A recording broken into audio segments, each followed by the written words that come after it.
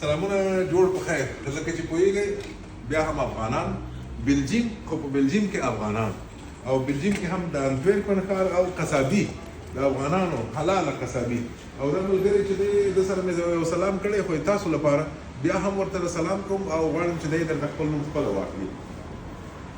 زه افغانستان د ننګرهار ولایت د کوټ ولسوالۍ اوسېدونکی. ډېر ښه ډېر ښه. نو د مومندو چې تخلص دی مومند دی که څنګه؟ تخلص مومند دی. مومند دی. ښه ښه ډېر ښه. نو مومند صاحب راته ووایه څومره وخت وشو چې دا دوکان دی خلاص کړی کاروبار کوئ او معلومېږي چې حلاله غوښه لرو ده. او دوکان خو زموږ 2014 کې او غوښې ټولې حلالې دي مسلمانان لرو.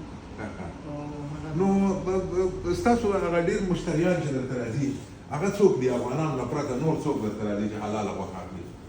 یا ترې سره زموږ خو ډېر چې دي تبت والا دي او د ګانا والا ګیني والا افغانان راځي مونږ او د ترکیان دي اوکراین والا د روسیې دغه یهود هم وایي حلاله غوښه خوري نه؟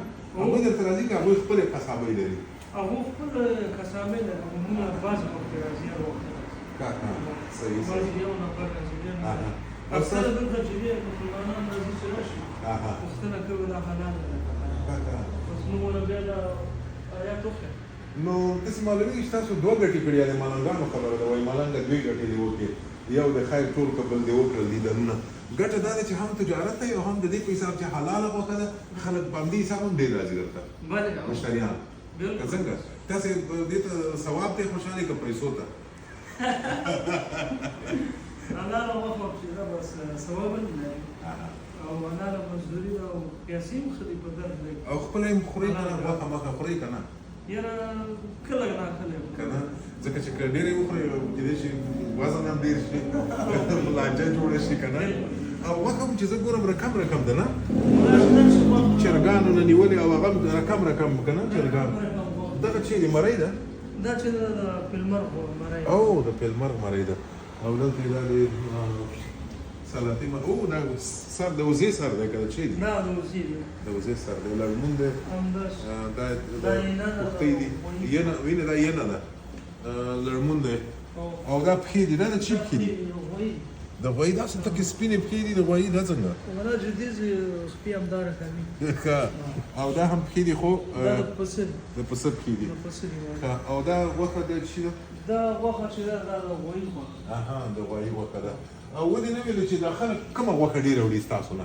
یاره موږ افغانان چې دي دا پسه غوښه ډېره وړي او د غوایي او دا نورو ملکونو هغه چې دي بیا هغه چرګن دی وایي چې د پسه غوښه ښه ده خو هغه د صحت دپاره ښه نه ده که نه غوړه ده غوړه ده او که نه خلک یې نه خوښوي او هغه ورسره نه لري په څنګ کې مایان نه خرڅوئ؟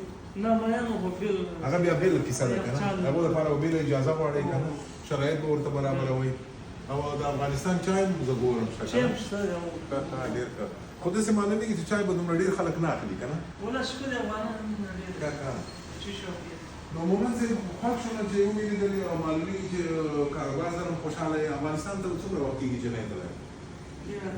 زما خو یو کال وشو نو څنګه افغانستان کې چکر دې ووهلی؟ خوند دې وکړ؟